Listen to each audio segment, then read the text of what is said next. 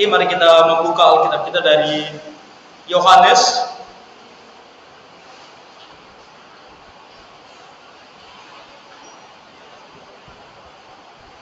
Yohanes 14.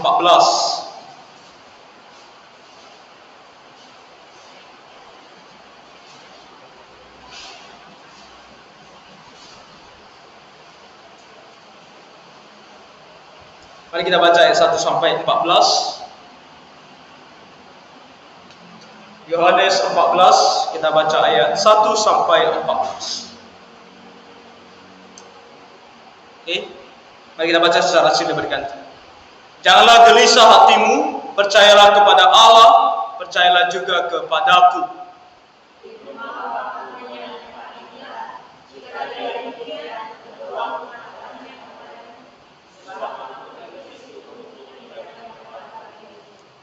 Dan apabila aku telah pergi ke situ dan telah menyediakan tempat bagimu, aku akan datang kembali dan membawa kamu ke tempatku, supaya di tempat di mana aku berada, kamu pun berada.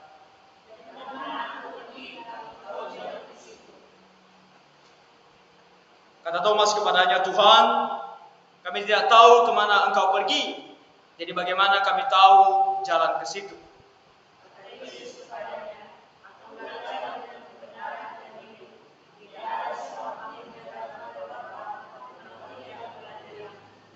Sekiranya kamu mengenal aku, pasti kamu juga mengenal Bapakku.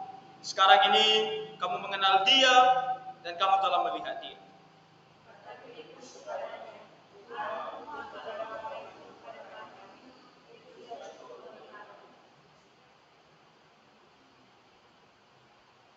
Ayat 9, kata Yesus kepadanya, telah sekian lama aku bersama-sama kamu, Filipus, namun engkau tidak mengenal aku.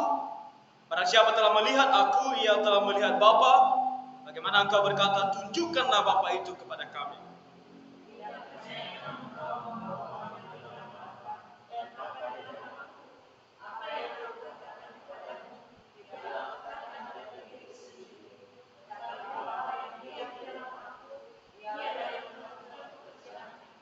Percayalah kepadaku bahwa aku di dalam Bapa dan Bapa di dalam aku, atau setidak-tidaknya percayalah karena pekerjaan-pekerjaan itu sendiri.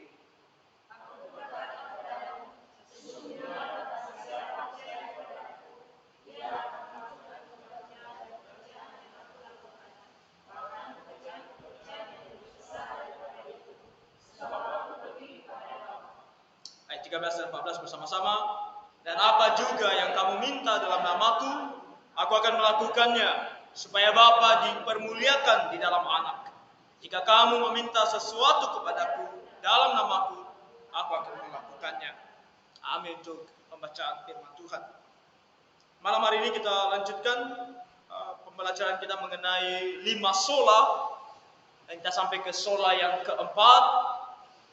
Minggu depan kalau Tuhan berkenan kita melihat sola yang kelima. Dan sola keempat adalah solus Christus, atau hanya Kristus. Ya, hanya Kristus. Dan kembali kita berbicara tentang keselamatan. Oke, dan tentu ini nanti teraplikasi juga dalam doa, mungkin karena kita berdoa kepada Tuhan. Hanya ada satu perantara antara kita dengan Tuhan, yaitu Tuhan Yesus. Solus Christus, hanya Tuhan Yesus yang menyelamatkan. Nah, kalau dibilang dalam kekristenan ini adalah sesuatu hal yang mungkin kita rasa semua orang menyadarinya, ya kan? Apa pentingnya, khususnya bagi tokoh-tokoh reformasi, untuk mencetuskan ajaran ini, solus Christus, atau hanya Kristus yang menyelamatkan? Bukankah Alkitab berbicara dengan jelas bahwa Tuhan Yesuslah yang mati atas kayu salib, menanggung segala dosa. Dia yang mencurahkan darahnya yang kudus supaya kita diampuni dosanya, ya kan? Tidak ada orang lain di dalam Alkitab yang mati bagi kita untuk menyelamatkan kita dari dosa. Hanya Tuhan Yesus. Kita Allah yang menjelma menjadi manusia, mati di atas kayu salib untuk menebus segala dosa kita. Tapi kenapa kemudian tokoh-tokoh reformasi dan murid-muridnya merasa sangat perlu untuk mengatakan bahwa hanya Yesus Kristus yang menyelamatkan. Nah, kembali kita tidak bisa pisahkan dari sola yang lain. Ya, kita sudah mempelajari hal yang pertama yang paling mendasar adalah sola scriptura. Bahwa hanya kitab suci lah otoritas tertinggi bagi iman dan bagi praktik kehidupan kita sebagai orang Kristen. Hanya kitab suci, tidak ada yang lain. Bahkan tradisi manusia, bahkan tradisi gereja tidak bisa berada di atas Alkitab sebagai kitab suci, sebagai yang tertinggi, otoritas tertinggi. Segala sesuatu harus dievaluasi dengan kitab suci. Lalu kita juga sudah mempelajari tentang sola gratia. Bagaimana kita bisa diselamatkan itu bukan karena perbuatan kita, melainkan hanya oleh karena anugerah, pemberian Allah yang cuma-cuma yang diberikan oleh Allah. Anugerah atau kasih karunia, sola gratia. Dan ketika Allah memberikan anugerahnya, kasih karunia-Nya, Dia berikan kita iman percaya kepada Tuhan Yesus. Kita pelajari sola fide minggu lalu. Hanya dengan iman kita bisa selamat. Jadi anugerah Allah memberikan kita iman supaya kita bisa percaya kepada Tuhan Yesus dan diselamatkan. Dan malam hari ini kita melihat solus Kristus. Kita percaya kepada siapa? Nah, kita hanya boleh percaya kepada Tuhan Yesus supaya kita diselamatkan. Itulah artinya solus Kristus. Nah, ini disoroti selama masa reformasi, ketika para reformator mengidentifikasi masalah gereja yang menaungi Kristus, gereja yang menyombongkan diri dengan hak-hak prerogatif yang seharusnya hanya dimiliki oleh Kristus. Artinya, kenapa penting bagi tokoh reformasi untuk menekankan bahwa hanya Kristus yang menyelamatkan? Karena pada masa tersebut, gereja sudah mulai membuat dirinya menjadi satu institusi yang tinggi. Dalam artian institusi yang tinggi ini adalah institusi yang bahkan bisa menentukan siapa yang bisa masuk surga dan siapa yang tidak bisa masuk surga. Jadi orang masuk surga atau tidak masuk surga itu lagi bukan hanya tergantung kepada Kristus, tapi tergantung kepada gereja. Ya, seharusnya gereja adalah kumpulan orang-orang yang percaya, kumpulan orang-orang yang diselamatkan, yang mau bersatu, berkumpul bersama, beribadah. Itu kita baca dalam Kisah Para Rasul kan.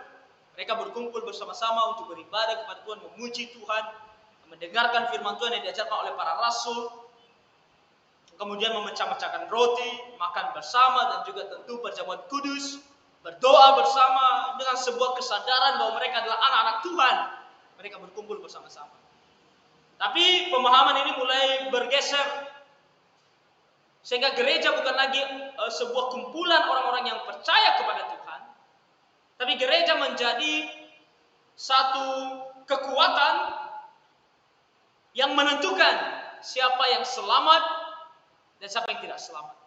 Kalau gereja bilang kamu tidak selamat, kamu tidak selamat. Kalau gereja bilang kamu selamat, kamu selamat. Nah, itu ditentukan dengan segala hal-hal yang mereka mau untuk kamu lakukan. Makanya di sini dikatakan, saya kutip dari ligonier.org, dikatakan masalah ini memberi kesan kepada para reformator akan perlunya membersihkan segala sesuatu yang dapat menutupi kecemerlangan absolut dari supremasi Kristus di dalam keselamatan kita. Para reformator dengan jelas mengidentifikasi masalah ini dan memberikan sebuah solusi yang alkitabiah dan teologis yang dapat diterapkan pada zaman kita sekarang. Yang harusnya keselamatan kita itu absolut, mutlak, hanya bergantung kepada Tuhan Yesus. Zaman reformasi bergantungnya kepada gereja. Yang ditekankan bukan lagi Yesus Kristus yang menyelamatkan, tapi gereja yang menyelamatkan. Dan itu sampai hari ini. Di mana ada gereja yang mengatakan bahwa kalau kamu dipecat dari keanggotaan gereja, maka kamu sama halnya kamu masuk neraka. Itu ada disiplin gereja, oke? Kenapa seseorang dikeluarkan dari gereja harus ada sesuatu yang betul-betul jelas. Namun pada masa tersebut dan sampai sekarang, gereja tidak peduli kamu benar atau tidak benar. Yang kamu percaya, yang kamu ajarkan itu sesuai dengan kitab suci atau tidak, nggak ada yang peduli. Yang penting adalah kamu menentang gereja, kamu tidak selamat. Mau benar, mau salah yang kamu katakan, kamu tidak selamat. Gereja selalu benar. Itu masalahnya. Gereja selalu benar. Para tokoh reformasi tidak melihat ini sebagai sebuah kebenaran. Bukan gereja yang selalu benar. Alkitab selalu benar. Kristus selalu benar. Bukan gereja yang selalu benar.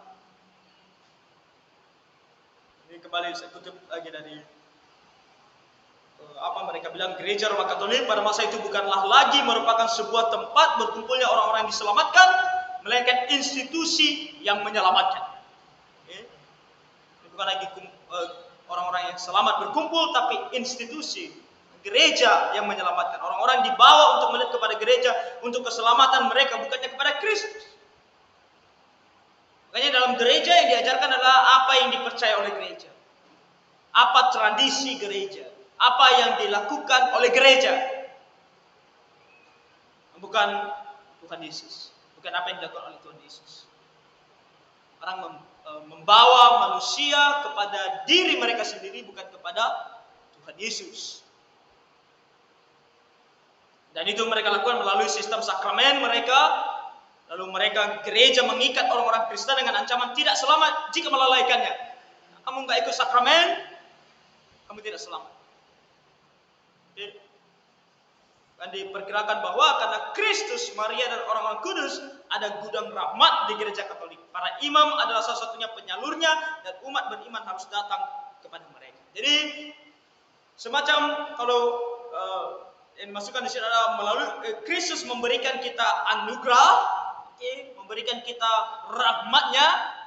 Dari Kristus, bahkan Maria, bahkan orang-orang kudus memberikan rahmat mereka kepada gereja. Lalu bagaimana supaya kita bisa mendapatkan rahmat ini? Nah, kita harus ambil melalui para imam. Makanya kita harus datang kepada para imam. Para imam mendoakan kita, memberikan kita sakramen, memberikan kita segala macam, bahkan pengampunan dosa dengan kamu mengakui dosamu kepada para imam. Nah, baru kamu bisa mendapatkan rahmat itu. Kalau tidak, kamu tidak bisa mendapatkannya. Kamu tidak bisa mendapatkannya dari dirimu sendiri. Jelas sekali sangat tidak sesuai dengan firman Tuhan. Ketika Tuhan Yesus mati di atas kayu salib, itu apa yang terjadi di bait suci? Apa yang terjadi di bait suci? Tirai terbelah dua. Tirai yang membatasi ruang kudus dengan ruang maha kudus terbagi dua. Kenapa? Nah, ketika Tuhan Yesus mati di atas kayu salib, tidak ada lagi namanya kamu membutuhkan seorang imam untuk masuk ke dalam ruang maha kudus, untuk mendoakan kamu, untuk mewakili kamu. Tak perlu lagi, karena Tuhan Yesus sudah mati di atas kayu salib. Dia sudah curahkan darahnya, dia sudah kuduskan kamu sehingga kamu layak.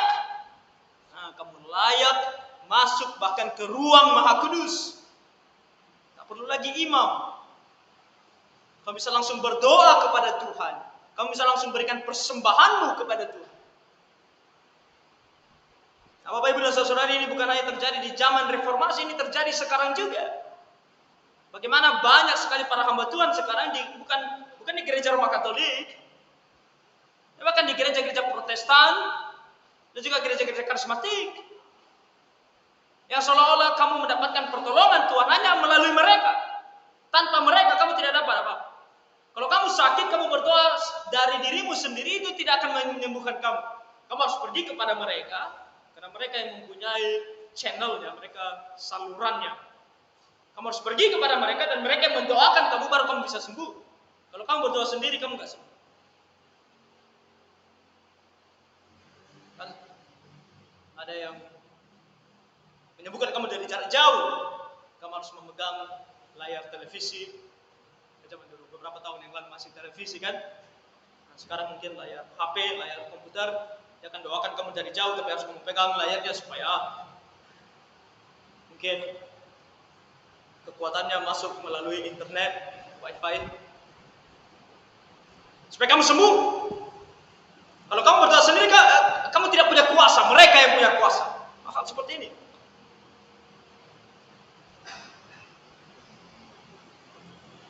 Ini sampai kepada persembahan. Persembahan harus diberikan melalui hamba Tuhan. Beberapa tahun yang lalu ketika saya masih kuliah, saya pulang ke kampung halaman. Lalu ada kepala desa yang sedang sakit. Kenalan baik dari mama saya, lalu dia dengar saya pulang. Dia tahu saya sekolah sebagai hamba Tuhan. Lalu dia minta mama saya untuk panggil saya ke rumah dia untuk berdoa bagi dia. Saya pergi, saya berdoa bagi dia. Tidak ada masalah mendoakan orang sakit minta didoakan, ya kita doakan. Lalu setelah saya berdoa bagi dia, dan saya juga membacakan firman Tuhan dan menasihati dia sesuai dengan firman Tuhan. Lalu ketika saya mau pulang, istrinya kasih saya amplop. Saya bilang, untuk apa? Dia bilang, untuk dipersembahkan ke gereja. Saya bilang, kalau mau persembahkan ke gereja, persembahkan langsung. Dia bilang, oh enggak, katanya kalau melalui hamba Tuhan akan lebih baik. Kamu mau mempersembahkan ke gereja melalui hamba Tuhan lebih baik? Siapa yang ngajari? Nah, saya bilang tidak. Enggak ada bedanya kalau kami hamba Tuhan yang memberikan ke gereja sama kamu langsung kasih ke gereja. Ada bedanya. Kita sama-sama adalah anak Tuhan. Kita manusia biasa sama-sama. Yang mengajarkan itu adalah para hamba Tuhan yang mau mengambil uangmu.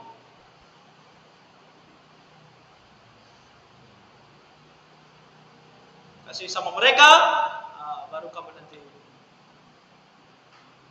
diberkati. Joseph Prince yang ada di Singapura. Dia baca Mazmur 133. Mau lihat? Ayo kita lihat. Mazmur 133. Ini terjadi, Bapak Ibu. Hati-hati.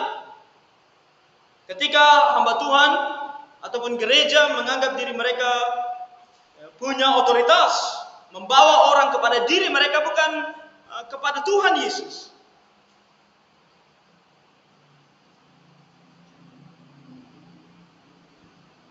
Hanya 3 ayat, tapi dia khotbahkan dengan luar biasa sampai dia bisa menjadi sangat kaya. Kenapa dia bilang di sini? Sungguh alangkah baiknya dan indahnya apabila saudara-saudara diam bersama dengan rukun. Oke, itu bukan hal yang ini, dan dia tidak tekankan itu. Ayat 2, seperti minyak yang baik di atas kepala meleleh ke janggut, yang meleleh ke janggut Harun dan ke leher jubahnya. Seperti embun gunung Hermon yang turun ke atas gunung-gunung Sion, sebab kesanalah Tuhan memerintahkan berkat kehidupan untuk selama-lamanya. Oke, tunggu. Sebelum kita lihat yang lain-lain, kita lihat dulu bagian terakhir. Sebab kesanalah Tuhan memerintahkan berkat. Lalu dia bilang, oh lihat ini, ada berkat Tuhan yang mau diberikan kepada kita. Dan diberikan kepada kita ini yang sedang berkumpul. Ayat 1 kan, saudara-saudara yang diam bersama dengan rukun. Berarti kita dalam gereja. Tuhan mau memberikan kita berkat. Lalu berkatnya kayak mana kalau Tuhan kasih berkat? Kayak mana kalau Tuhan kasih berkat? Dikatakan di ayat 2 kan? Di ayat 2, seperti minyak yang baik di atas kepala. Jadi kemana duluan? Kepala duluan kan? Jadi berkat itu turunnya ke kepala dulu, baru ke jenggut, ya kan? Baru ke jubah. Apa artinya? Oh, dia terang-terangan bilang artinya adalah siapa pemimpin dalam gereja? Saya. Berkat itu turun dulu atas saya, baru kepada kita semua. Jadi bagaimana supaya berkat itu turun dulu atas saya? Berikan persembahan, perpuluhanmu, ucapan syukurmu, hasil pertama, persembahan sulungmu. Setiap tahun dikumpulkan. Awal tahun, gajimu di Januari, full, kamu harus berikan. Full. Di Indonesia banyak gereja seperti itu. Full ya, bukan perpuluhan lagi. Full, karena itu adalah persembahan sulung. Jadi kalau kamu sudah memberkati gereja, gereja sudah terberkati dan kamu kasih kepada hamba Tuhan, baru kamu akan mendapatkan berkat juga. Tuhan akan memberkati kamu. Itu turun dulu atas kepala. Dia lupa kepala gereja siapa? Siapa kepala gereja? Kristus kan? Jelas sekali dalam Alkitab. Kepala gereja, tapi jemaat yang ribuan itu, yang buta itu, karena percaya kepada dia, semua bilang amin. Makanya Joseph Prince bahagia hidupnya. Gak perlu dia pikirkan makanannya hari esok. Dia bilang, wah. Makanya dia bisa bilang, Tuhan Yesus bilang, jangan pikirkan tentang hari esok. Gampang aja dia bilang, karena gak perlu dia pikir. Dia kaya raya. Dia aja ke internet dan lihat bagaimana kalau dia muncul bikin ekor. Hati-hati. Ini bukan hanya terjadi di masa reformasi, terjadi juga sekarang. Para hamba Tuhan yang menarik kamu kepada diri mereka, bukan kepada Kristus. Hati-hati. Kita mau lihat, firman Tuhan bilang tidak, hanya Kristus yang menyelamatkan kita. Jadi tidak ada yang lain, tidak ada yang seharusnya bisa menguasai kita. Karena yang menyelamatkan kita hanya Kristus, tidak ada yang lain. Kita hanya bisa diperhamba oleh Kristus, bukan yang lain. Hanya Kristus. Kalau hamba Tuhan pun memanggil kita untuk melayani atau memberikan, itu harus didasarkan kepada Kristus, bukan kepada dia.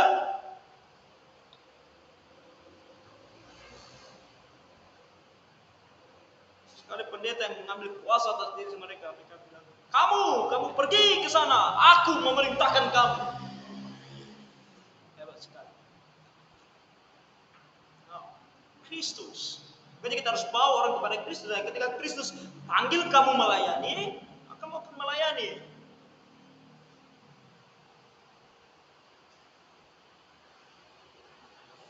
Makanya tahun 1520 Luther menulis The Babylonian Captivity of the Church. Yang ini adalah artinya bahwa gereja itu seperti pembuangan Babel. Orang-orang Kristen dalam gereja itu seperti sedang dibuang di Babel. Kamu sedang dipenjara oleh sistem dan keinginan gereja.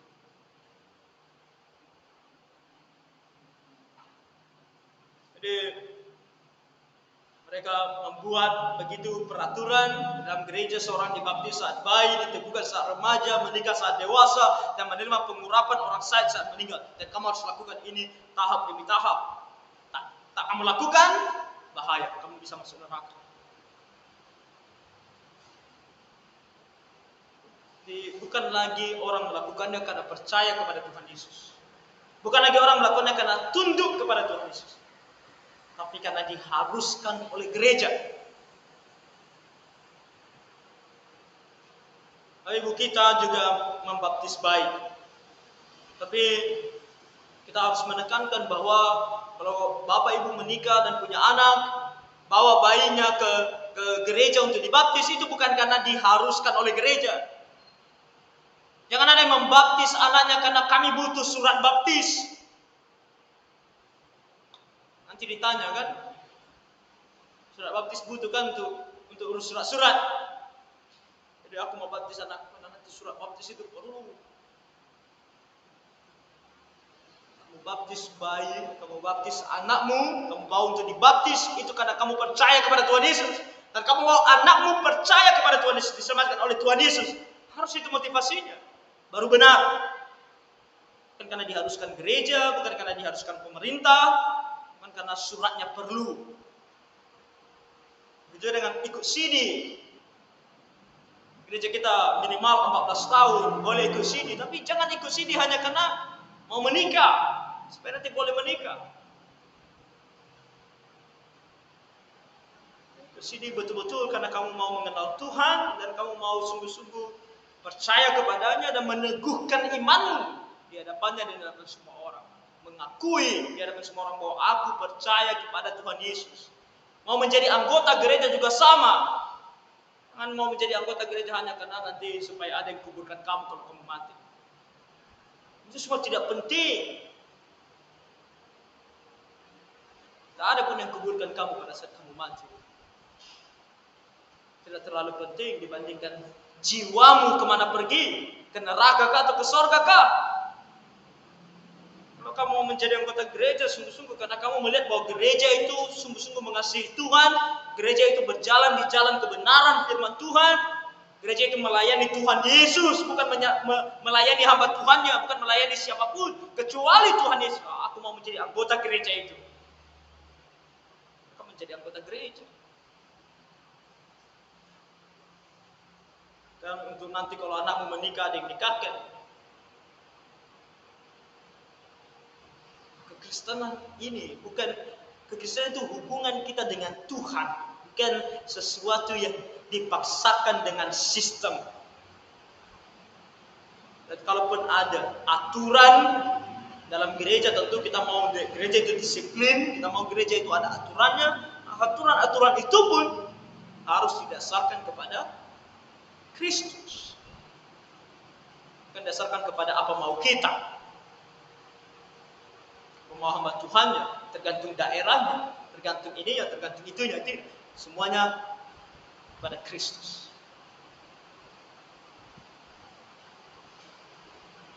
Jadi itu hal yang, makanya dalam gereja Roma Katolik ada 7 sakramen. Luther melihat hanya ada 2 sakramen dalam Alkitab. Maka dia tunduk kepada, kalaupun harus ada sakramen, harus sakramen yang betul-betul ada dalam kitab suci. Yang Tuhan Yesus perintahkan untuk dilakukan. Bukan karena gereja mau. Gereja pikir mungkin sakramen ini lagi, sakramen itu lagi.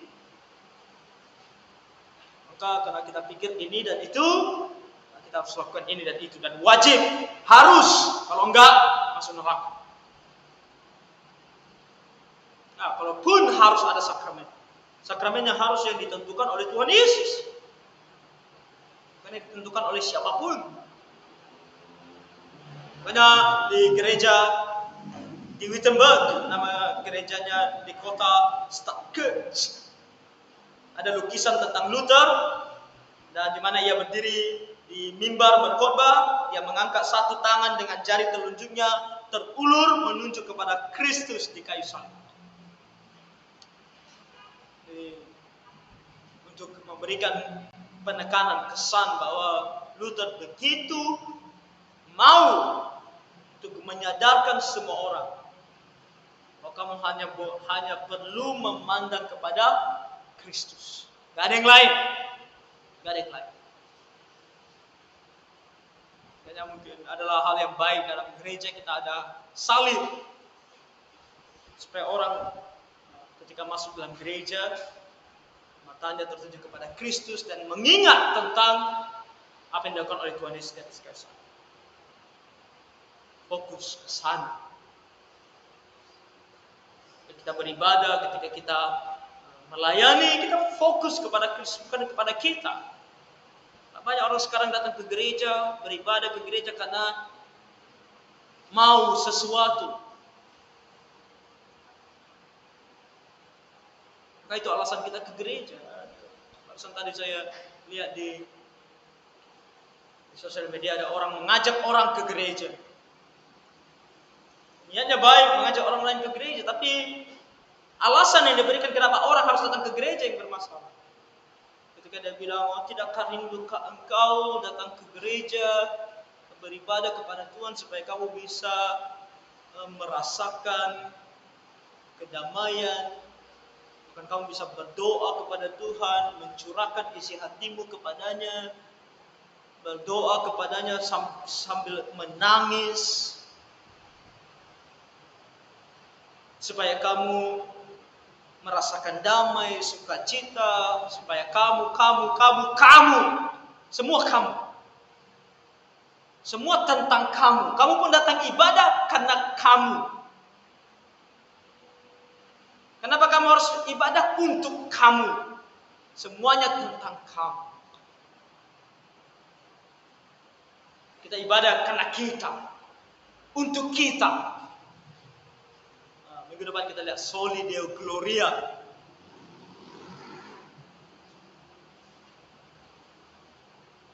Kita pikir untuk kita. Kita ibadah pun untuk kita. Oh, kita ibadah untuk Tuhan. Kita menyembah Dia karena Dia, bukan karena kita. Pusatnya adalah Dia. Hati-hati dengan ibadah-ibadah di gereja juga yang pusatnya menjadi kita. Jadi jemaat menjadi hamba Tuhannya, menjadi pemusiknya, penyanyinya. Makanya segala sesuatu dalam gereja dibuat senormal mungkin. Senormal mungkin dan teratur. Supaya tidak ada kesan orang ini atau bagian ini lebih menonjol dari ini, lebih menonjol dari itu. Tidak boleh ada kesan seperti itu. Ya, kami juga selalu diingatkan dulu waktu kami masih kuliah. Dalam gereja kadang-kadang kan ketika kita undang hamba Tuhan datang untuk khotbah di gereja kita. Dan biasanya kalau hamba Tuhan yang baru pertama kali datang ke gereja kita kan kita mau perkenalkan kan kepada orang lain. Hati-hati apa yang kamu katakan. Jangan sampai kata-katamu itu membuat orang ini kelihatan sangat hebat di hadapan semua orang. Ingat, ini kita sedang ibadah. Kita sedang ibadah. Jadi sewajarnya kamu perkenalkan dia, sewajarnya. Jangan sampai ada kesan di kepala orang bahwa oh ini orang hebat. Nah, ketika kamu ibadah, fokus kita hanya kemuliaan Tuhan. Tak ada yang boleh dimuliakan kecuali itu. Makanya satu kebiasaan kita juga ketika ada persembahan pujian dari paduan suara kita tidak tepuk tangan setelah mereka nyanyi. Kenapa? Karena kita sedang menyembah Tuhan. Mereka bernyanyi untuk memuliakan Tuhan, bukan untuk mereka. Kalau ada sedikit kemuliaan itu mereka ambil untuk diri mereka sendiri, maka pelayanan mereka tidak ada arti. Kita sebagai saudara seiman pertama menyadari akan hal itu, kita juga mau bersama dengan mereka memuji Tuhan. Kita bukan mau sedang melihat pertunjukan, bukan. Ya, ketika mereka bernyanyi, kalau kita pun tahu lagunya, ya kita nyanyikan dalam hati kita. Kita renungkan pujian yang mereka nyanyikan, bukan kita sudah bagus sekali ya, itu ya, suaranya yang satu itu, makanya ketika paduan suara kita mau suaranya bulat, nggak ada yang menonjol. Kenapa? Jangan nanti orang itu bagus sekali suaranya, itu kedengaran sekali suaranya. Karena kemuliaan hanya untuk Tuhan, bukan untuk siapa-siapa, untuk Tuhan. Kristus harus menjadi nomor satu, dan yang lain.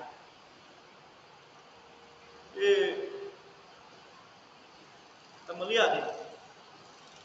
Hanya Martin Luther dan tokoh-tokoh reformasi juga melakukan hal-hal ini.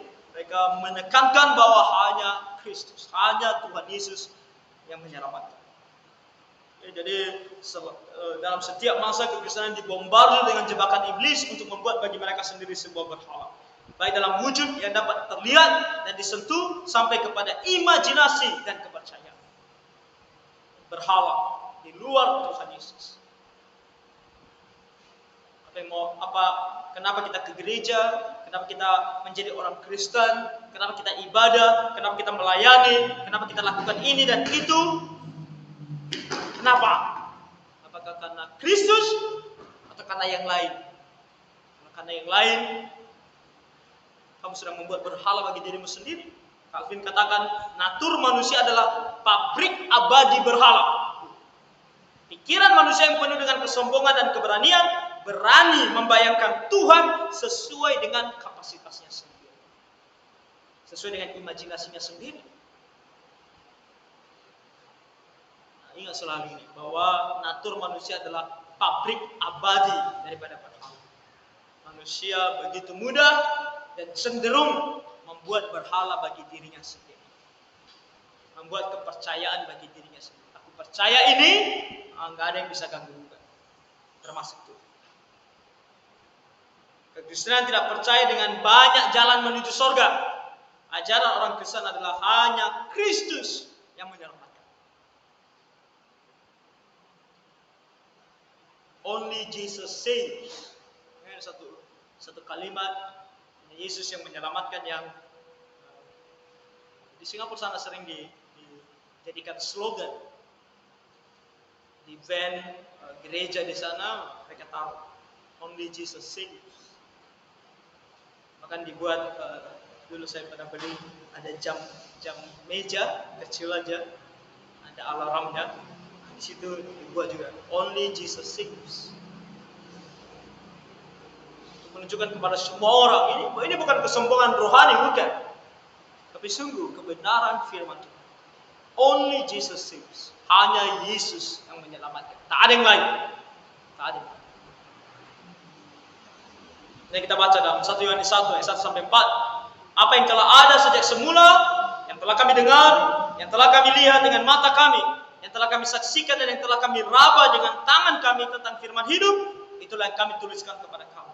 Hidup itu telah dinyatakan dan kami telah melihatnya.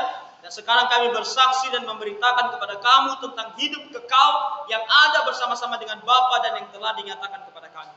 Apa yang telah kami lihat dan yang telah kami dengar itu kami beritakan kepada kamu juga, supaya kamu pun beroleh persekutuan dengan kami. Dan persekutuan kami adalah persekutuan dengan Bapa, dengan anaknya Yesus Kristus. Dan semuanya ini kami tuliskan kepada kamu supaya sukacita kami menjadi sempurna.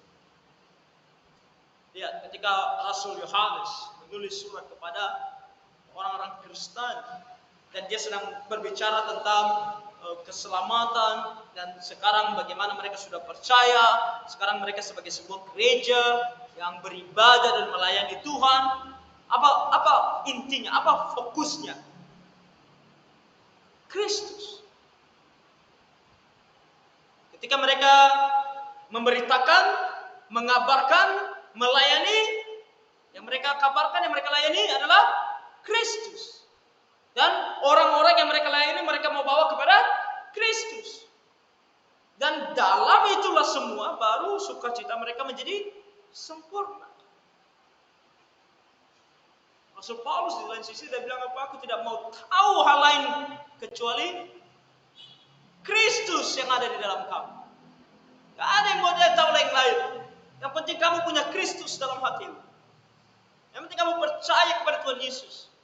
Yang penting kamu bertumbuh dalam Tuhan Yesus. Hal-hal lain tidak penting. Yang paling utama dan terutama adalah siapa Kristus bagimu. Kembali, kita bukan tidak ajarkan hal-hal lain tadi. Sakramen lah, persembahan lah, persekutuan lah, ibadah lah, semuanya ini penting, bukan tidak penting. Tapi yang paling utama adalah Kristus. Ketika kamu punya Kristus dan kamu bertumbuh dalam Kristus, hal-hal yang lain ini akan terjadi secara otomatis. Dan itu ketika terjadi dalam kebenaran. Karena itu terjadi karena kamu mengasihi Kristus. Bukan lagi karena pendetamu bilang, bukan lagi karena gembalamu bilang, bukan lagi karena orang tuamu bilang, bukan lagi karena siapa bilang atau gereja bilang, tapi karena kamu mengasihi Kristus. Itu lebih penting. Kaya pun kita, besar pun gereja kita, kalau kamu lakukan, bahkan berikan persembahanmu karena paksaan, karena aturan, mungkin orang lihat, gereja besar, gerejanya kaya. Tapi yang di atas, Tuhan Yesus senang atau tidak? Yesus katakan, apa gunanya seseorang memiliki seluruh dunia tapi kehilangan nyawanya? Kalau kamu mengasihi Kristus, kamu akan lakukan untuk Kristus, dan ketika kamu lakukan untuk Kristus, itu akan membuat hati Tuhan Yesus senang. Itulah yang paling penting. Jadi sangat jelas dalam ayat ini bagaimana para rasul mengabarkan Injil kepada manusia. Tujuan mereka adalah supaya manusia bertobat dan datang kepada Tuhan Yesus. berpusatkan kepada pribadi Tuhan Yesus saja. Oke? Semua hal yang mereka lakukan berpusatkan kepada Tuhan Yesus, dan orang lain menerimanya dengan berpusatkan kepada Tuhan Yesus. Oke, jadi dalam solus Kristus kita bukan hanya mengatakan bahwa Yesus adalah bagian dari Injil. Yesus bukan hanya bagian dari kabar baik itu, tapi Tuhan Yesus adalah Injil itu. Tuhan Yesuslah kabar baik itu. Yohanes 1 ayat 1 dan 14 berkata, pada mulanya adalah firman, firman itu bersama-sama dengan Allah, dan firman itu adalah Allah. Tuhan Yesus adalah Allah sendiri. Dan ketika dia datang ke dalam dunia, firman itu telah menjadi manusia dan diam di antara kita. Dan kita telah melihat kemuliaannya, itu kemuliaan yang diberikan kepadanya sebagai anak tunggal Bapa, penuh kasih karunia dan kebenaran. Jadi, dia adalah Allah, dia menjelma menjadi manusia. Gak ada yang lain. Gak ada yang lain. Hanya dia. Dia menyelamatkan kita. Dan di dalam dia, kita mengenal Allah. Dia hanya dia.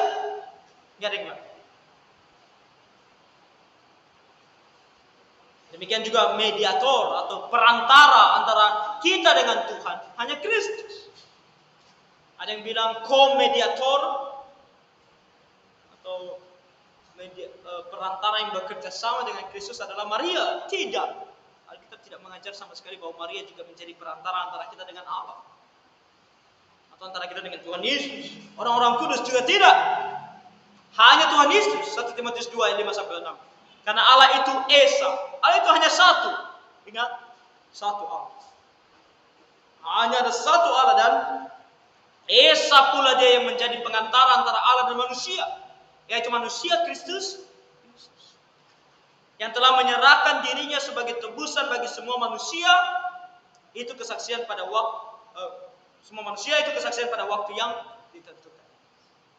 Jadi, berapa banyak perantara antara kita dengan Allah? Mediator antara kita dengan Allah hanya satu. Maria, orang-orang kudus, siapapun, hamba Tuhan di gereja,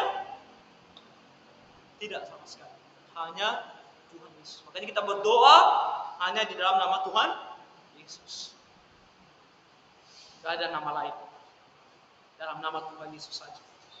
Jadi kita bacakan Yohanes pasal 14. Engkau berdoa dalam namaku, engkau minta kepadaku, maka aku akan berikan. Tidak ada orang lain yang bisa bilang gini. Ketika Tuhan Yesus bilang, aku berikan kepadamu, dia berikan di dalam Bapa, dan supaya Bapa dimuliakan. Begitulah dia menjadi perantara antara kita dengan Allah.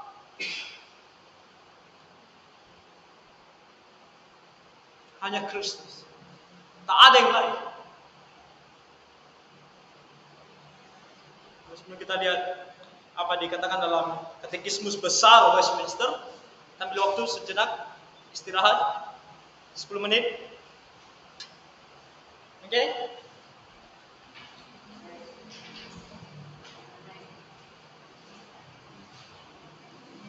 Kembali jam 8.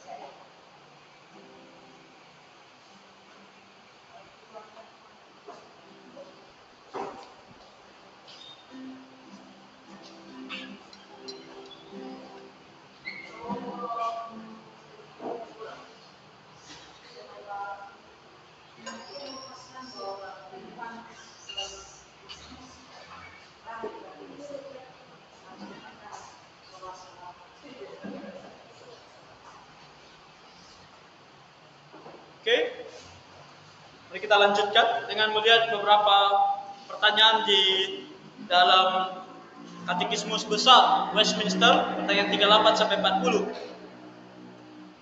Pertanyaan 38, mengapa diisyaratkan bahwa pengantara itu haruslah Allah? Dan kenapa Tuhan Yesus? Karena pertama Tuhan Yesus adalah Allah. Dan kenapa harus Allah yang harus menjadi perantara antara kita dengan Allah sendiri? Kenapa tidak bisa manusia? Kenapa nggak bisa orang tua kita menggantikan kita untuk mati di atas kayu salib? Kenapa harus Allah turun dari sorga menjadi manusia? Kenapa? Pengantara itu haruslah Allah supaya ia dapat menopang dan menjaga natur manusia agar tidak tenggelam di bawah murka Allah yang tidak terbatas dan kuasa maut, memberikan nilai dan keampuhan bagi penderitaan, ketaatan dan syafaatnya, serta untuk memuaskan keadilan Allah, memperoleh perkenaannya, membeli suatu umat yang istimewa, memberikan rohnya kepada mereka, menaklukkan semua musuh-musuh mereka, dan membawa mereka ke dalam keselamatan yang kekal. Intinya adalah supaya apapun yang perlu dilakukan untuk keselamatan kita, itu dilakukan dengan sempurna. Sempurna, tanpa ada satu celah pun. Kalau seorang manusia mati bagi kita, seorang manusia biasa yang bukan Allah, orang itu ada celahnya. Orang tua kita adalah orang berdosa. Dia sendiri harus membayar bagi dosanya. Apa lagi mau bayar bagi dosamu?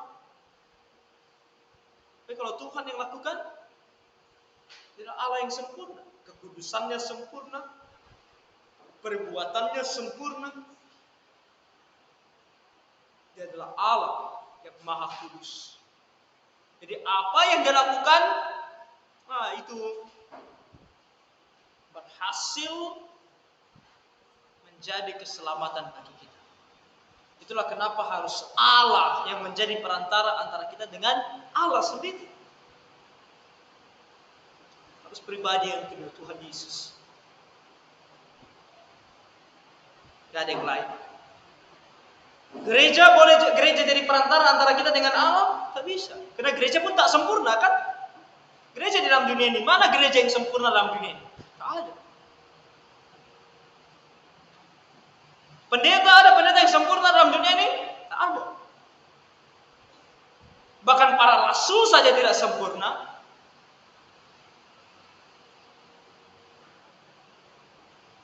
Dan lebih lagi Paus tidak sempurna. Makanya tidak bisa jadi perantara antara kita dengan Allah, Paus. Baca saja tentang apa yang terjadi dalam sejarah gereja Roma Katolik. Dari Paus yang satu ke Paus yang lain. Bagaimana ajaran-ajaran mereka bisa saling bertolak belakang. Saling menyerang. Bahkan ada yang berbuat hal-hal yang tidak baik hanya demi mendapatkan posisi Paus. Dari sana kelihatan betapa tidak sempurnanya mereka.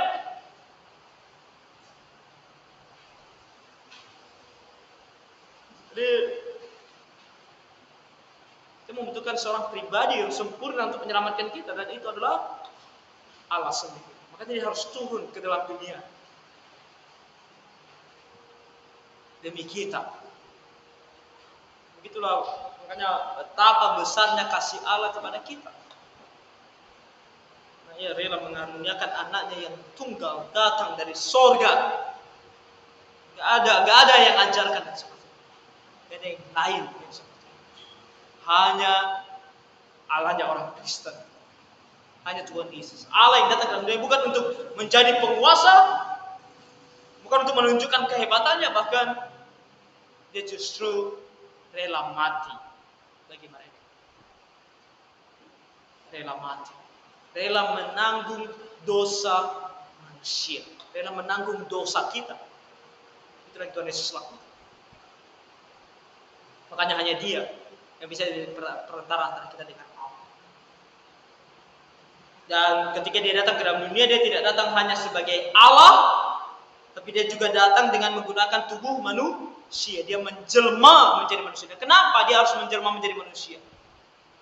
Pengantara itu haruslah manusia supaya ia dapat memajukan natur kita, melakukan ketaatan kepada hukum Taurat, menderita dan menaikkan syafaat bagi kita dalam natur kita, merasakan kelemahan-kelemahan kita, supaya kita dapat menerima pengangkatan sebagai anak dan dengan penuh keberanian dapat menghampiri tahta kasih karunia. Dalam artian kata lain, bahwa kenapa dia harus menjadi manusia? Karena dia menggantikan manusia. Yang dia wakilkan adalah manusia. Yang dia mau tebus adalah manusia. Jadi dia menjadi manusia supaya yang dilakukan itu betul-betul mewakili kita. Makanya satu ilustrasi yang paling baik kita temukan adalah dari ilustrasi salib. Kembali, ilustrasi salib. Ini berbicara tentang Tuhan Yesus 100% Allah,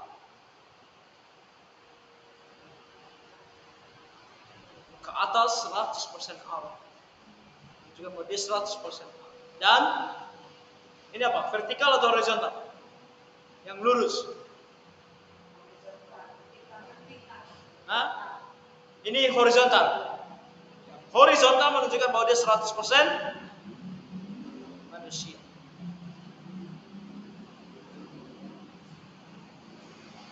Dia 100% Allah. Dia menunjukkan kasihnya. Dia rela mati lagi. Dia adalah Allah yang kudus. Rela datang ke dalam dunia mati bagi kita. Dia 100% manusia. Dia taat. Dia taat melakukan segala hukum Taurat dan tidak melakukan dosa untuk menggantikan kita manusia. Dia 100% Allah dan 100% manusia. Dan hanya dia yang seperti itu. Tidak ada manusia lain. Ada manusia lain yang seperti Tuhan Yesus, 100% Allah dan 100% manusia. Lalu kita juga lihat di pertanyaan ke-40, mengapa pengantara itu haruslah Allah dan manusia dalam satu pribadi? Jadi ini gabungan kan, 100% Allah, 100% manusia. Kenapa?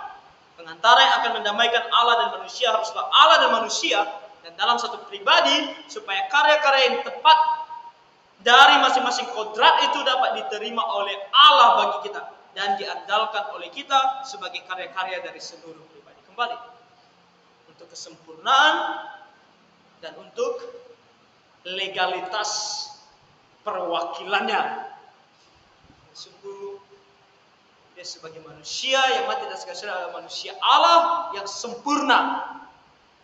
Yang apa yang dia lakukan itu berkenan dan itu sungguh mewakili kita. Itu bukan mewakili yang lain, bukan mewakili makhluk lain, tapi mewakili kita manusia. Makanya dia harus 100% Allah dan 100% manusia dalam satu pribadi.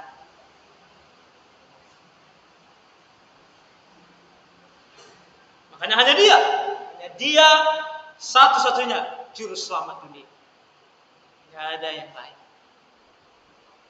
Nah, banyak orang manusia dalam dunia didewakan, ya kan? Diangkat menjadi Allah. Didewakan. Tuhan Yesus tidak, dia bukan diangkat menjadi Allah. Dia adalah Allah yang datang ke dalam dunia. Ada dewa-dewa lain yang datang ke dalam dunia, dalam cerita-ceritanya mereka datang ke dalam dunia, tapi mereka masih dewa kan? Mereka punya kekuatan super lah, mereka tidak bisa disentuh oleh manusia. Kadang-kadang dalam cerita-ceritanya bahkan mereka memiliki natur dosa. Ya kan? Mereka memiliki natur dosa, mereka memiliki iri hati. Mereka memiliki keinginan untuk menyombongkan diri. Keinginan untuk mengambil kekuasaan, memperebutkan kekuasaan. Mereka memiliki natur dosa. Keinginan untuk berbuat dosa. Itu ada tidak. Dia adalah Allah yang kudus. Makanya ketika dia hidup dalam dunia, dia pastikan segala sesuatu yang dilakukan memenuhi hukum Taurat, menggenapi hukum Taurat. Dia merasakan segala kelemahan kita, hanya dia tidak berdosa. Tidak berdosa sama sekali. Supaya kita diselamatkan. Inilah pengertian dari Solus Christus. Hanya Kristus yang menyelamatkan. Jadi kalau hanya Kristus yang menyelamatkan kita, maka kita hanya perlu datang kepada Kristus. Datang kepada Kristus secara langsung, kita berdoa melalui Kristus, kita melayani Kristus, kita memberikan persembahan kita kepada Kristus, kita berikan kepada gereja. Itu bukan karena kita bilang gereja yang akan berikan kepada Tuhan, tidak, tapi karena kita berikan kepada Kristus. Dan kita mengasihi Kristus, tidak ada yang lain. Ada yang berotoritas di gereja kecuali Kristus sendiri sebagai kepala gereja. Dia menyampaikan segala aturan, segala kehendaknya melalui sola scriptura, melalui firman-Nya, kitab suci.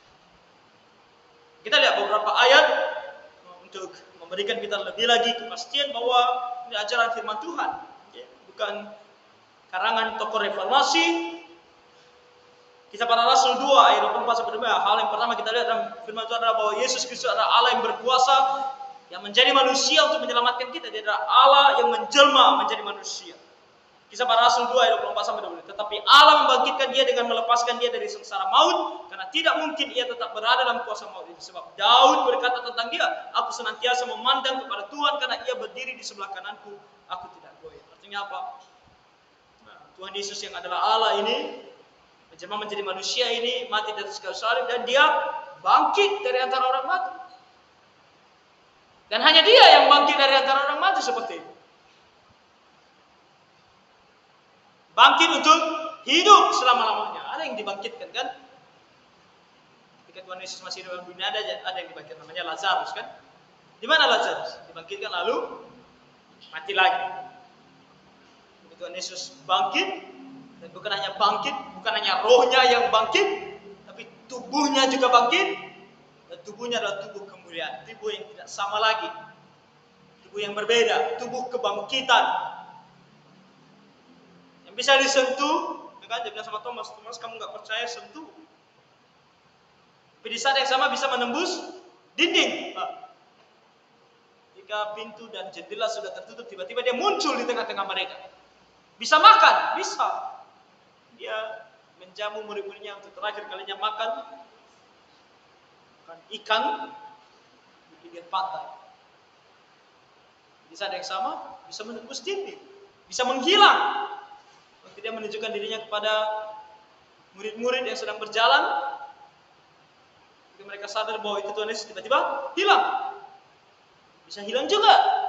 Nah, tubuh yang berbeda. Itulah Tuhan Yesus. Dan hanya dia.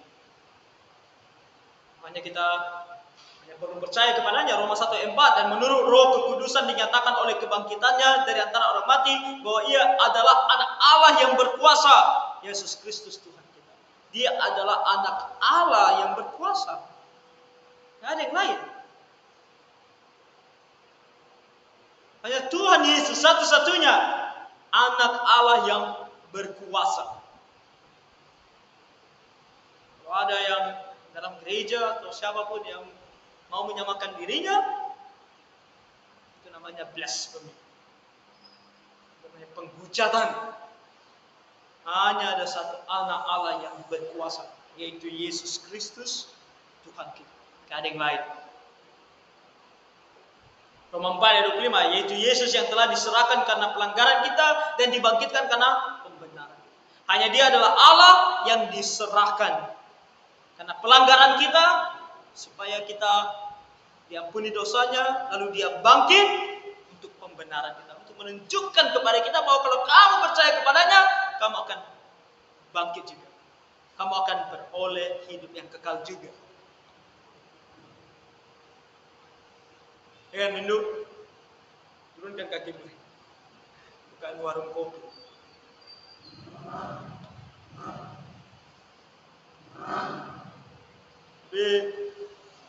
Diserahkan. Tuhan Yesus yang diserahkan bagi kita, yang bangkit bagi kita. Gak ada yang lain. Ibrani 9 ayat 14. Betapa lebihnya darah Kristus. Darah siapa yang dicurahkan di atas kayu salib? Darah siapa yang mengampuni dosa kita? Ya darah Kristus. Gak ada yang lain. Dia yang sudah mencurahkan darahnya. Darah Kristus yang oleh Roh yang kekal telah mempersembahkan dirinya sendiri kepada Allah sebagai persembahan yang tak bercacat, akan menyucikan hati nurani kita dari perbuatan-perbuatan yang sia-sia, supaya kita dapat beribadah kepada Allah yang hidup. Kenapa kita bisa beribadah kepada Tuhan? Kenapa kita bisa layak datang ke hadapan Tuhan? Bukan karena ada imam, bukan karena ada pendeta, bukan karena ada siapapun, tapi karena darah Kristus yang telah dicurahkan di atas kayu salib. Tak ada yang boleh mengambil kemuliaan ini. Tak ada. Bahkan gereja sekalipun, bahkan hamba Tuhan sekalipun, siapapun dia.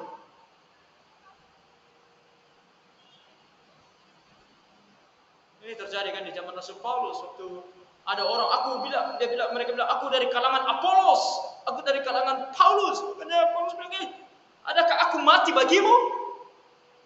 Siapa yang mati bagimu? Tuhan Yesus.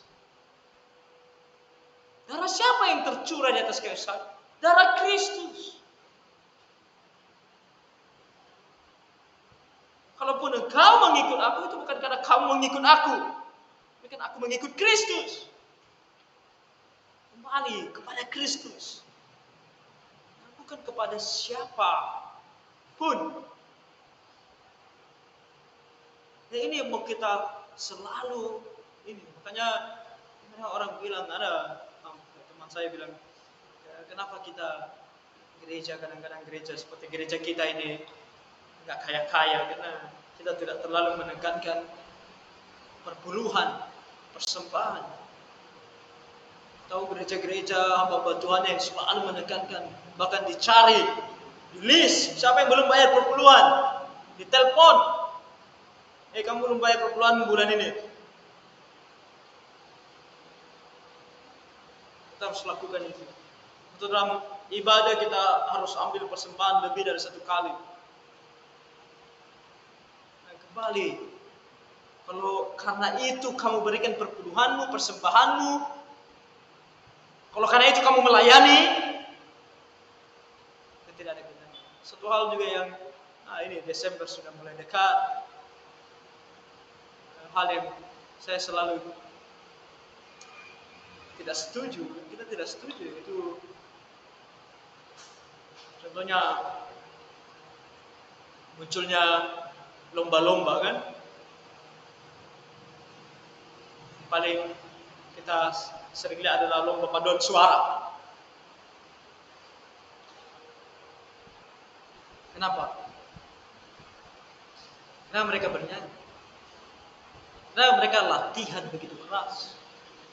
Saya heran melihat orang Kristen. Untuk lomba, latihannya luar biasa.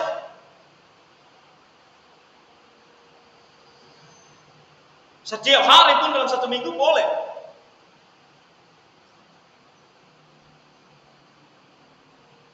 Kapanpun boleh diusahakan, karena mau lomba. Tapi kalau bukan untuk lomba, selalu tak ada waktu, selalu tak bisa.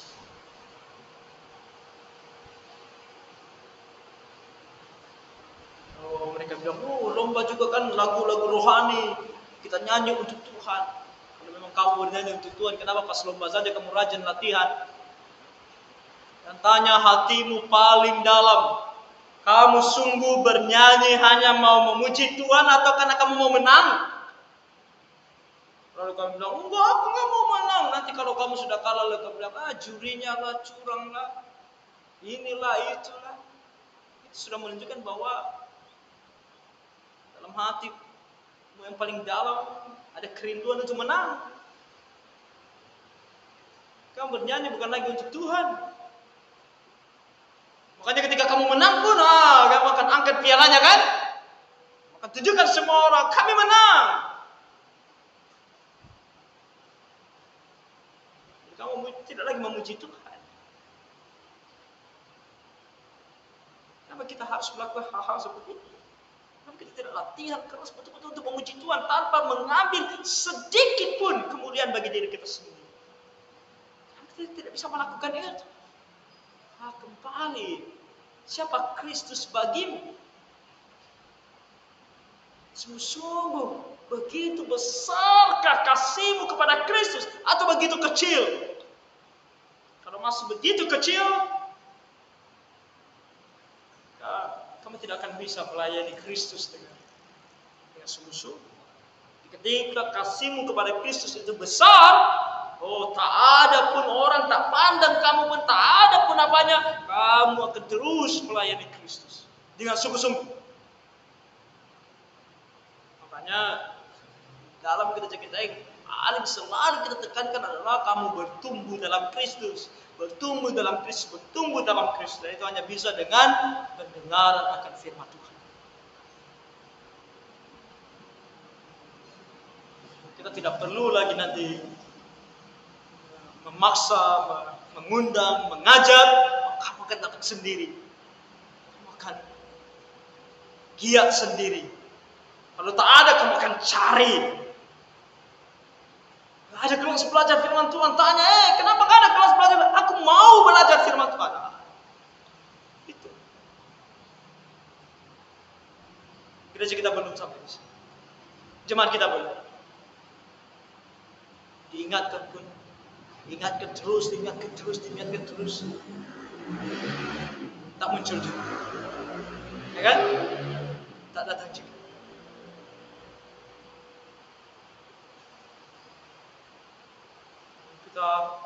Makanya dalam kesempatan yang dimana mereka ada, contohnya kebaktian hari Minggu, datang tidak disia-siakan waktu itu. Firman Tuhan diberitakan supaya mereka bertumbuh dalam Kristus. Mereka bertumbuh dalam Kristus, mereka akan dengan sendirinya datang. Ini darah Kristus, hanya darah Kristus. Gak ada yang lain. Kisah Rasul 20 ayat 28. Karena itu jagalah dirimu dan jagalah seluruh kawanan, karena kamulah yang ditetapkan Roh Kudus menjadi penilik untuk menggembalakan jemaat Allah yang diperolehnya dengan darah anaknya sendiri. Ini adalah perkataan kepada para penatua, kepada pemimpin-pemimpin gereja. Ingat, memang kamu yang ditetapkan oleh Roh Kudus. Pertama, kamu ditetapkan oleh Tuhan, bukan kamu. Bukan karena kamu hebat, bukan karena kamu punya sesuatu, bukan. Allah yang tetap. Kedua, menjadi penilik untuk menggembalakan. Kerjamu adalah untuk menggembalakan. Tapi ingat, domba-domba ini bukan milikmu. Tapi jemaat Allah yang diperolehnya, diperoleh oleh Allah, bukan kamu yang peroleh. Allah yang peroleh dengan darah anaknya sendiri. Jemaat ini bukan milikmu.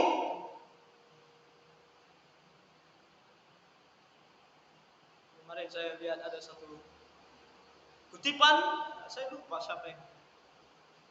Tapi dia bilang begitu. Para hamba Tuhan di dunia saat ini kelihatan sangat sibuk, kelihatan sangat hebat membangun kerajaan. Tapi bukan kerajaan bagi Allah, kerajaan bagi dirinya sendiri.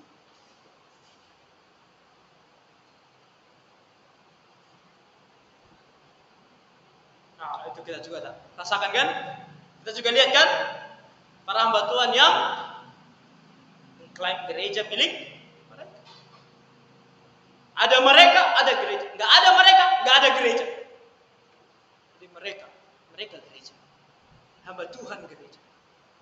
Pendeta gereja. Gembala itu gereja. Yang disebut jemaat Allah adalah mereka, domba yang diperolehnya dengan darah anaknya. Bukan hamba Tuhan. Jadi jangan mau tertipu. Begitu banyak ayat lainnya, dan masih ada waktu kita lihat di sini tentang Yesus Kristus, salah satunya manusia yang lain menyelamatkan kita selain daripada Dia adalah Allah yang datang menjadi manusia. Dia salah satunya manusia yang layak menyelamatkan kita. Gak ada yang lain. Galatia 4:4. Tapi setelah genap waktunya, maka Allah mengutus anaknya yang lahir dari seorang perempuan dan takluk kepada hukum Taurat. Dia adalah manusia, tapi dia adalah manusia Allah. Dan ketika dia hidup dalam dunia, dia pastikan hidupnya sempurna sesuai dengan hukum Taurat. Tak ada dosa yang dia lakukan. Kalau ada manusia lain yang tidak berdosa boleh, tapi tak ada.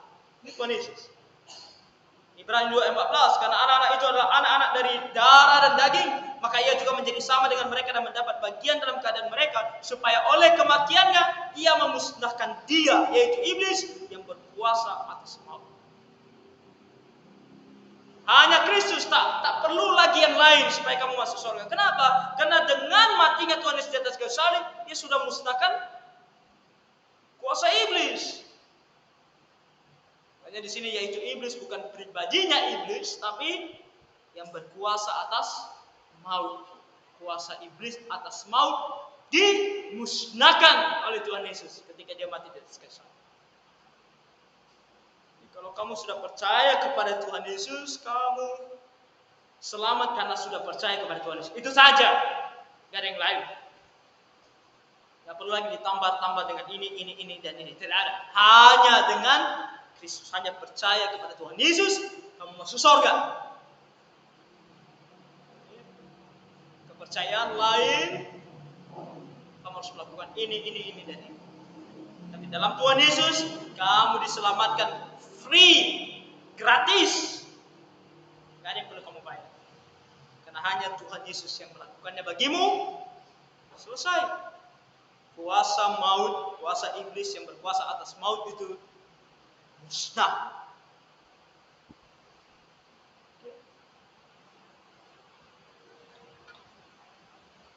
Nah, jelas sekali sini. Ibrani 7 ayat 24 sampai 25.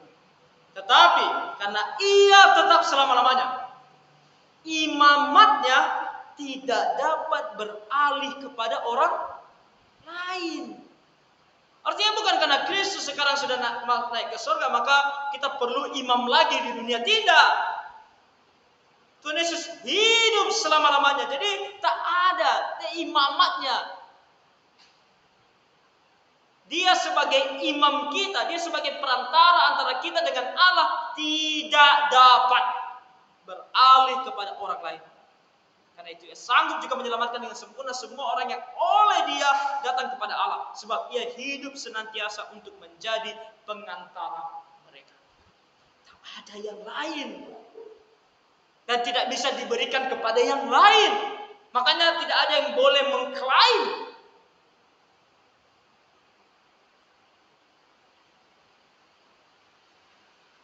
Tidak dapat dialihkan. Galatia 4 ayat 5, ia diutus untuk menebus mereka yang takluk kepada hukum Taurat supaya kita diterima menjadi anak. Nah, Tuhan Yesus yang membuat kita diterima menjadi anak Allah. Tak ada yang lain. Oke, dan tentu Tuhan Yesus sebagai 100% Allah dan 100% manusia memberikan kita keselamatan. Dia akan melahirkan anak laki-laki dan engkau akan menamakan dia Yesus karena dialah yang akan menyelamatkan umatnya dari dosa mereka. Sesungguhnya anak darah itu akan mengandung dan melahirkan seorang anak laki-laki dan mereka akan menamakan dia Immanuel yang berarti Allah menyertai kita. Natal sebentar lagi. Ini anak ayat mengenai Natal. Hanya Tuhan Yesus menjadi perantara antara kita dengan Allah. Dia adalah Allah yang menyertai kita, yang ada di antara kita. Dia adalah Immanuel, nggak ada yang lain. Ibrani 9:14, betapa lebihnya darah Kristus yang oleh Roh yang kekal telah mempersembahkan dirinya sendiri kepada Allah sebagai persembahan yang tak bercacat, akan menyucikan hati nurani kita dari perbuatan-perbuatan yang sia-sia supaya kita dapat beribadah kepada Allah yang hidup. Kembali. Penyebab dan juga channel, kalau kita mau bilang saluran untuk kita bisa beribadah kepada Allah hanya Tuhan, ini Tuhan Yesus. Gak ada yang lain. 1 Petrus 2 ayat 6, sebab ada tertulis dalam kitab suci, sesungguhnya aku meletakkan di Sion sebuah batu yang terpilih, sebuah batu penjuru yang mahal, dan siapa yang percaya kepadanya tidak akan dipermalukan. Tuhan Yesus lah batu itu. Batu yang terpilih, batu penjuru. Batu yang menjadi tolak ukur. Hanya dia. Gak ada yang lain. Yohanes 6 ayat 27, bekerjalah bukan untuk makanan yang akan dapat binasa, melainkan untuk makanan yang bertahan sampai kepada hidup yang kekal, yang akan diberikan anak manusia kepadamu. Sebab dialah yang disahkan oleh Bapa Allah dengan meterainya. Hanya ketika kamu datang kepada Kristus, kamu berusaha untuk datang kepada Kristus, kamu akan beroleh hidup yang kekal.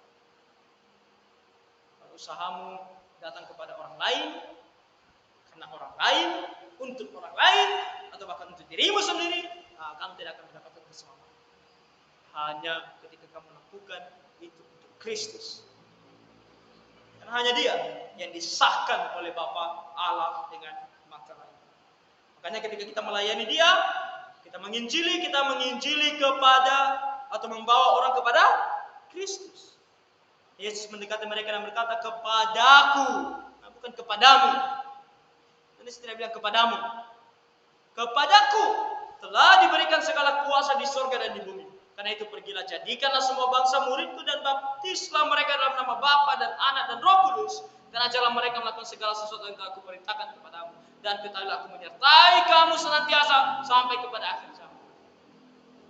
Kepada Tuhan Yesus, bukan kepada kamu, bukan kepada Maria, bukan kepada orang-orang kudus, bukan kepada siapapun. Tuhan Yesus sendiri ada kuasa. Jadi kalau kamu sakit, itu baik kalau hamba Tuhan datang dan berdoa bagimu. Tapi ini bukan berarti hanya doa hamba Tuhan yang bisa menyembuhkan kamu. Kalau kamu sendiri berdoa, Tuhan tidak dengarkan, nggak ada kuasanya, itu omong kosong.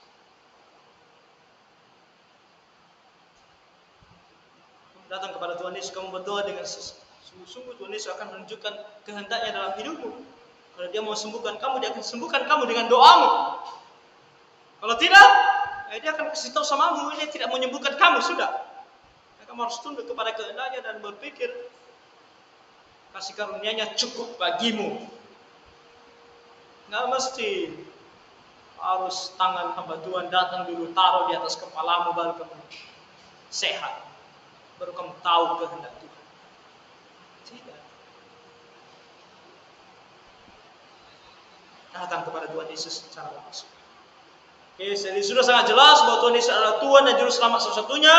Dialah satu-satunya pribadi yang dapat menyelamatkan. Tidak ada banyak jalan menuju surga. Tidak banyak jalan menuju. Banyak jalan menuju Roma, benar. Tapi tidak banyak jalan menuju surga. Hanya ada satu jalan menuju surga, yaitu melalui Tuhan Yesus. Ada lagu sekolah minggu gitu kan? Safira, apa lagu sekolah minggu?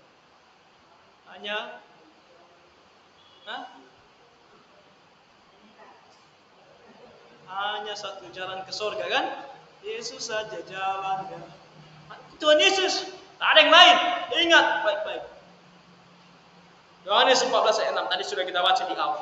Kata Yesus kepadanya, akulah jalan dan kebenaran dan hidup. Tidak ada seorang pun yang datang kepada Bapa kalau tidak melalui aku. Sangat jelas. Tak perlu dipertanyakan. Jadi bagaimana dengan agama lain, Pak? Bagaimana dengan kepercayaan lain, Pak? Apakah mereka tidak masuk surga? Kita percaya sesuai dengan kitab suci. Kalau kita berbicara tentang kepercayaan, sesuai dengan kitab suci, mereka tidak masuk surga. Hanya yang percaya kepada Tuhan Yesus sebagai Tuhan dan Juru Selamatnya yang akan masuk surga. Kalau tidak, mau seberapa besar pun perbuatan baiknya, tidak akan bisa membawa dia ke surga. Karena begitu besar juga dosanya. Oke? Ada pertanyaan?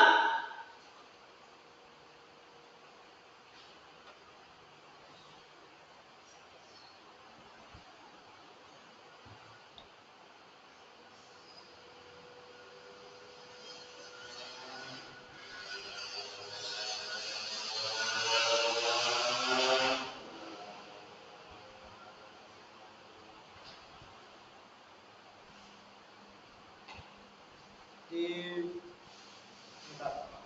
Zoom ada pertanyaan. Kita yang di gereja ada pertanyaan.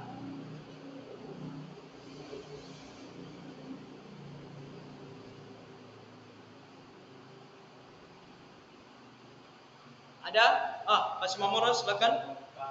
Ini masalah ini kan kata agama Islam dan kenapa orang Kristen itu Tuhannya diperanakkan gitu. Itu maksudnya gimana itu, Pak? Kalau dan jawabnya itu Diperanakan. iya. Kok Tuhan diperanakkan? Kok Tuhan diperanakan? Nah, kalau menurut kami ya Allah itu ya Allah itu aja cuma itu. Jadi ada anak-anaknya dia. Diperanakan kadang-kadang selalu orang berpikir tentang diperanakan itu seperti dilahirkan. Nah, kata diperanakan itu lebih tertuju kepada itu adalah sebuah kata yang kompleks sebenarnya. Itu bukan hanya sekedar dilahirkan, tetapi gimana membahasakannya? Makanya kita menggunakan kata diperanakan. Karena itu seperti keluar dari sebuah keluar dari sesuatu dengan esensi yang sama. Jadi penekanannya ketika dibilang diperanakan atau Tuhan Yesus diperanakan oleh Allah Bapa, itu bukan proses kelahiran yang ditekankan, tetapi naturnya yang sama dengan Allah Bapa. Itu yang ditekankan. Sama seperti istilah Bapa dengan anak tadi. Istilah Bapa dengan anak itu bukan istilah yang menunjukkan bahwa anak ini dilahirkan, bukan. Tapi penekanan istilah Bapa dan anak ini terdapat pada esensinya, naturnya. Bahwa sama seperti Bapa, demikian juga anak. Dalam hal natur. Bapa adalah Allah, maka anak adalah Allah. Dalam hal naturnya. Sama seperti kita manusia punya anak. Dia bilang anak manusia, kamu anak manusia. Kamu anak bapakmu. Kita aja tahu kan kalau kadang-kadang dibilang sama kita. Emang betul-betul kau anak bapak. Apa maksudnya? Bukan karena ya kamu betul-betul dilahirkan, bukan. Tapi karena kamu memiliki sifat yang sama seperti bapakmu. Nah, kayak gitu kan bahasanya. Nah, itu yang ditekankan di sana. Jadi kata diperanakan juga sama.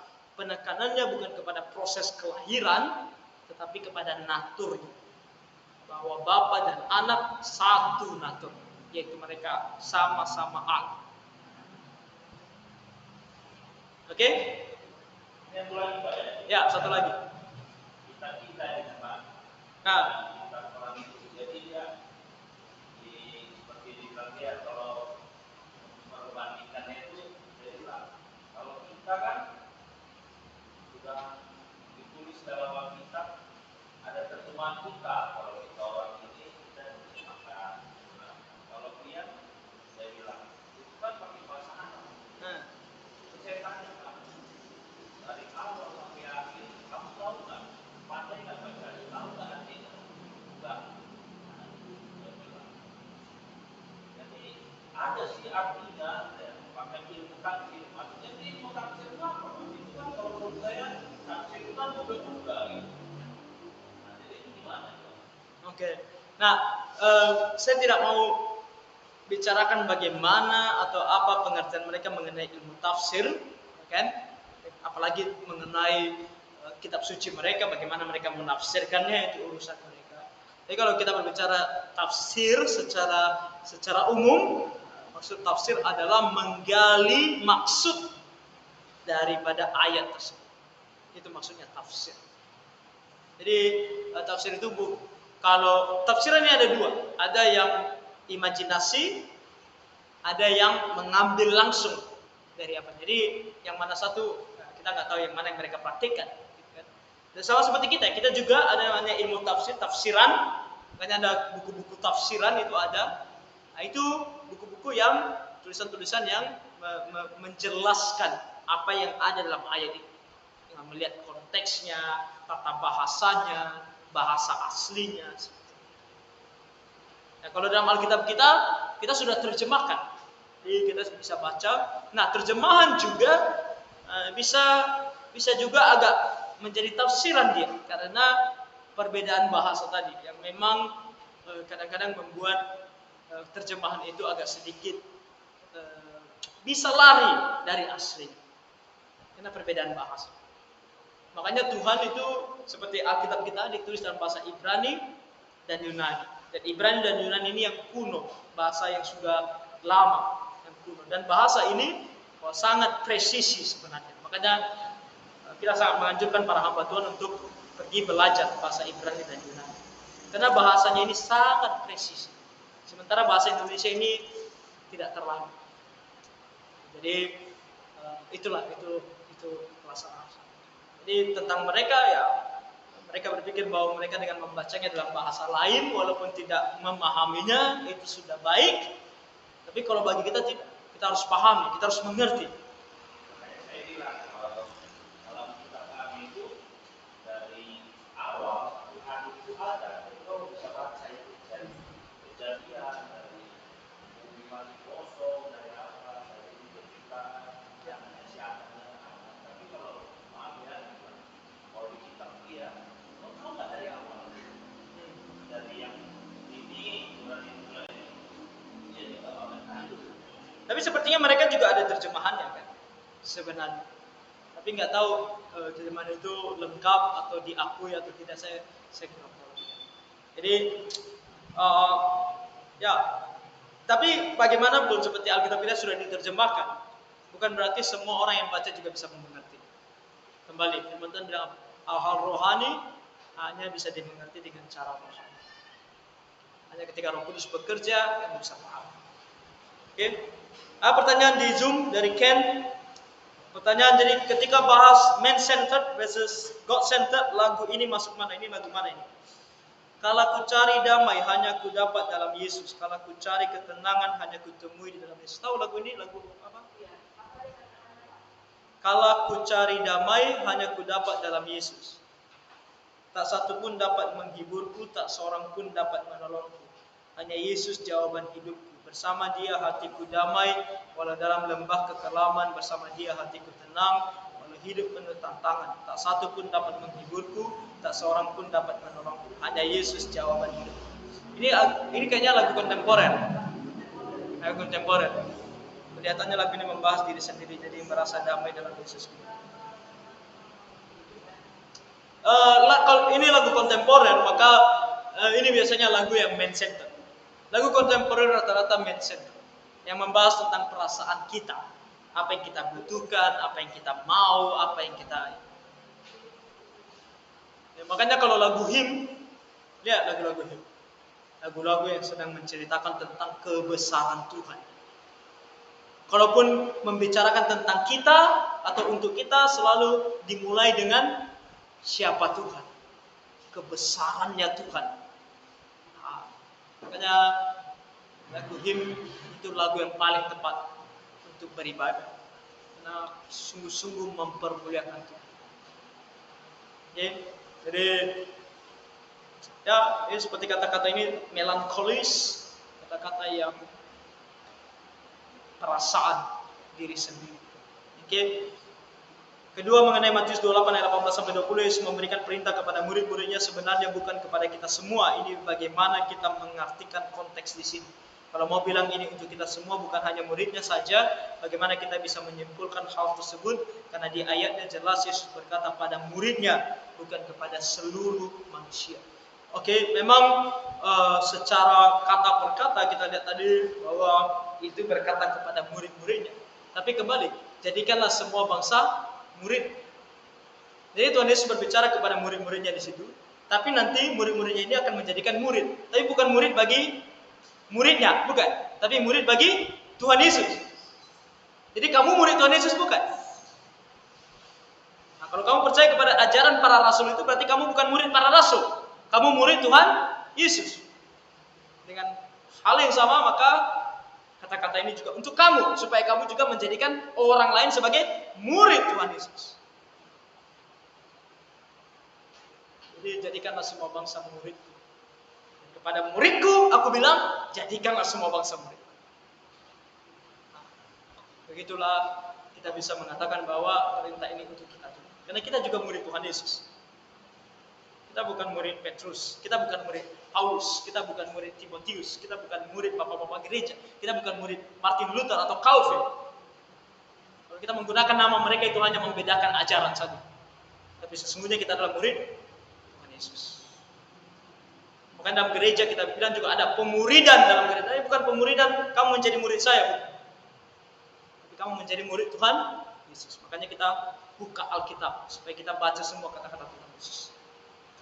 Sambungan pertanyaan kedua, saya pernah lihat bahwa Calvin mengatakan penginjilan tidak diperlukan lagi. Apakah benar? Jadi tidak wajib menginjili sebenarnya atau saya salah lihat? Nah, ini adalah ajaran yang disebut sebagai hyper Calvinisme. Ini bukan ajaran Calvin, tapi ajaran yang disebut sebagai hyper Calvinisme. Karena nanti ada muridnya yang salah memahami apa yang dimaksudkan oleh Calvin tentang keselamatan itu hanya kasih karunia Allah. Jadi murni karena Allah bekerja dalam hati. Jadi karena Allah bekerja dalam hati, jadi ngapain lagi kita menginjili?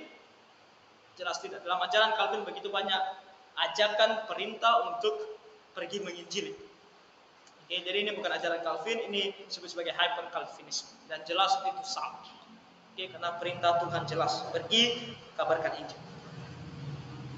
Keempat, terakhir, ini gak nyambung dengan materi sih, tapi saya tanya saja kalau boleh mengenai dosa. Jadi pernah ada orang bilang, jadi orang Kristen tuh gampang, tinggal berdosa aja sekali gak apa-apa, kemudian minta ampun sama Tuhan. Selama kita tidak lagi berbuat yang sama, maka terhitung terampuni.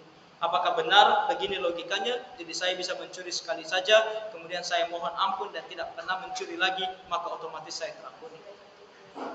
Jawabannya ya dan tidak. Ya, ketika kamu melakukan dosa, ketika kamu belum percaya Tuhan Yesus, sehingga kamu melakukan dosa dalam ketidakpercayaanmu, dan kamu minta ampun kepada Tuhan Yesus dan Dia ampuni kamu. Tapi tidak kalau kamu menyalahgunakan keselamatan. Makanya Paulus bilang, bukan berarti kamu merdeka sekarang, merdeka untuk berbuat dosa. Dan kamu bilang untuk meminta ampun sama Tuhan Yesus itu mudah? Tidak. Kalau mudah, semua orang sudah datang kepada Tuhan Yesus minta ampun, ya kan? Ya kan? Buktinya? Tidak. Kita bilang sama orang, gratis. Nah, ini gratis, mudah kan? Gratis. Datang sama Tuhan Yesus, berdoa minta ampun, kamu diampuni, gratis. Tapi ada yang datang.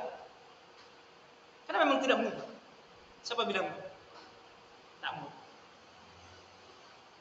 Kali ini adalah sebuah pekerjaan Tuhan yang misterius. Gak ada yang tahu. Gak ada yang kontrol. Tuhan sendiri. Jadi, ya dan tidak. Ya, ketika Tuhan bekerja dalam hatimu begitu mudah. Tidak.